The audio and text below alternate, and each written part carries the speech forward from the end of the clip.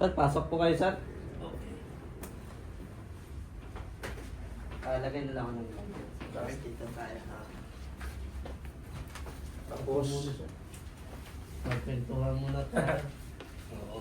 Ano pala body complaint natin, sir? O parang sumasakit dito, sumababa dito, tapos dito na. Tuhod, yung dalawa. Oo. Pero yung una, dun sa likod, Dito, one side lang siya. one side. Tapos, Nakaramdam ba ng pangingimay, kuryente, pero ano, walang bumababa. Nasa wala, na basta parang dito lang kuryente. wala, gusto wala kayo dito, tapos dito na. Sa tuhod na. Hmm. Kailan lang yan, sir? Mga month? Month na, mag-isang buwan na. Hmm. Pero nung unang sumakit siya, masakit na masakit ba? O dahan-dahan lang yung sakit niya? Dandaan lang. Dahan-dahan. Tayo daw kayo, sir. Tapos check niyo daw dito. Pag ganito, may masakit. Hindi man. Tayo po. Okay, wala din. Side to side. Wala naman. Anong may movement ba yung tuhod na kapag ginawa natin sumasakit siya? Nakaupo ba kayo ng gaya nito? Okay naman. Medyo masakit. Masakit lang. Okay. Okay. Upo muna kayo. Dapa muna kayo, sir.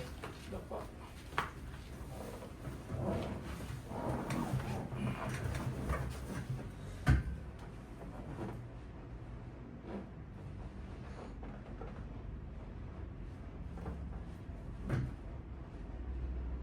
Dito. Okay. So may medical history ba tayo? Ano? Yung uric ko, Uric? yun lang. Yung mataas siya. Ngayon, active ba siya ngayon? Hindi. Nung ano, nagpaan ako, tumaas eh. Kailan lang niya, sir? Nung isang buwan din. Okay. Sige, sige, sige.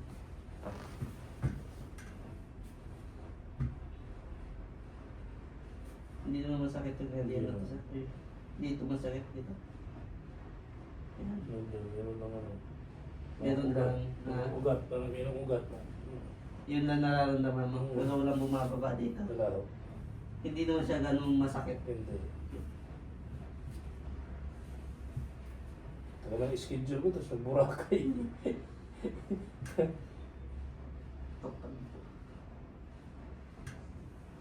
Kapag Ano, sir? kaliwa. Sir, tihaya daw kayo, sir. Check natin yung tuhod.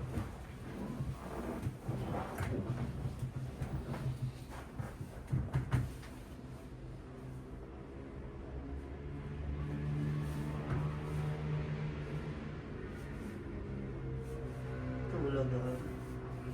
Ito. Yes.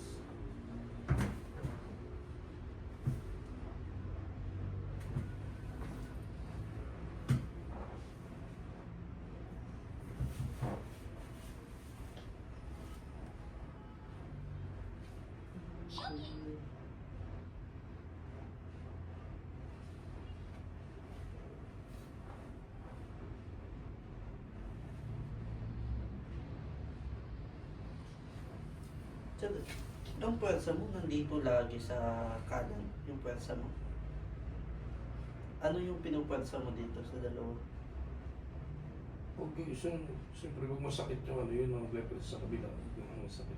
Sabi, parang lipat-lipat lang. Ano ko lang ngayon, kasi parang nung una naman pag ina-atake ko ng rheuma, hindi naman siya ganun na. Hmm. Pag sumasakit dito, diretso. Tapos sumasakit na dyan. Masyado siyang gamit. Yan. O, iniiwasan niya itong kaliwa gamitin. Pero may problema yung kaliwa ng vertebrae. Sige, okay na, sir.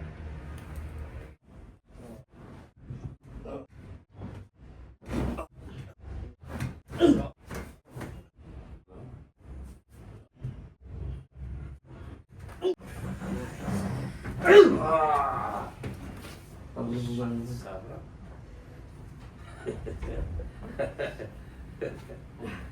Yan na lang yung cancer kasi itong area na to, pigil na yung tunog adjustment niya. Build up ng gan. Pero yung area na pataas, wala pa. Kaya naman nung sarap pa siya. Madaming tumunog.